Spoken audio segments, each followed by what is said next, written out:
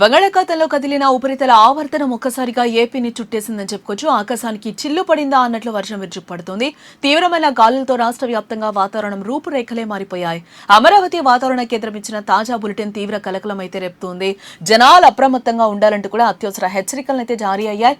ఒడిశా, పశ్చిమ బెంగాల్ తీర ప్రాంతాలను ఆనుకుని వాయువ్య బంగాళాఖాతంలో బలమైన ఉపరితల ఆవర్తనం అయితే ఏర్పడినట్లుగా సమాచారం.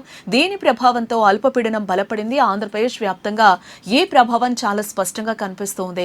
ముఖ్యంగా ఉత్తరాంధ్ర జిల్లాల్లో భారీ వర్షాలు తీవ్రంగా ముంచెత్తుతూ ఉన్నాయి. ఆకాశం దట్టమైన మేఘాలతో నిండిపోయింది. మధ్యాహ్న సమయానికి బలమైన ఈదురుగాలులు వీచాయి. ఉరుములు, మెరుపులతో కూడిన వాన విజృంభించింది.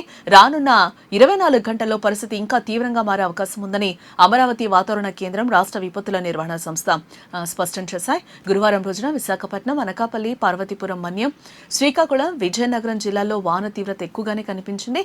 విశాఖపట్నంలోని బుచ్చిరాజుపాలెంలో ఏకంగా 95.25 మిల్లీమీటర్ల రికార్డు వర్షపాతం నమోదైంది.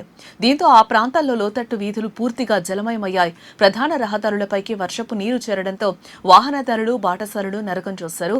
గమ్యస్థానాలకు చేరుకోవడానికి గంటల సమయం పట్టింది. రానున్న రోజుల్లో కూడా వాతావరణం ఇలాగే ఉంటుందని అధికారులు చెబుతూ ఉన్నారు. శ్రీకాకుళం, పార్వతీపురం, మన్యం, అల్లూరి సీతారామరాజు జిల్లాలో తీవ్రమైన వానలు కురిసే సూచనలు కూడా ఉన్నాయి. డాక్టర్ బిఆర్ అంబేద్కర్, కోనసీమ, పశ్చిమ గోదావరి, అలాగే కృష్ణా, ఎన్టీఆర్ జిల్లాల ప్రజలు కూడా చాలా జాగ్రత్తగా ఉండాలి. ఈ జిల్లాలకు ఇప్పటికే ఆరెంజ్ అలర్ట్ కూడా జారీ చేశారు. విజయనగరం, పోలవరం, విశాఖ, అనకాపల్లి ప్రాంతాల్లో మోస్తరు జల్లులు పడతాయి. తూర్పుగోదావరి, గుంటూరు, బాపట్ల, పల్నాడు ప్రాంతాలతో పాటు రాయలసీమల్లోని పలు జిల్లాల్లో వాన పడే అవకాశం ఉంది. పొరుగున ఉన్న తెలంగాణ రాజధాని హైదరాబాద్ లో సైతం మరో 3 రోజుల వానలు పడతాయని నివేదికలు కూడా స్పష్టం చేస్తూ ఉన్నాయి.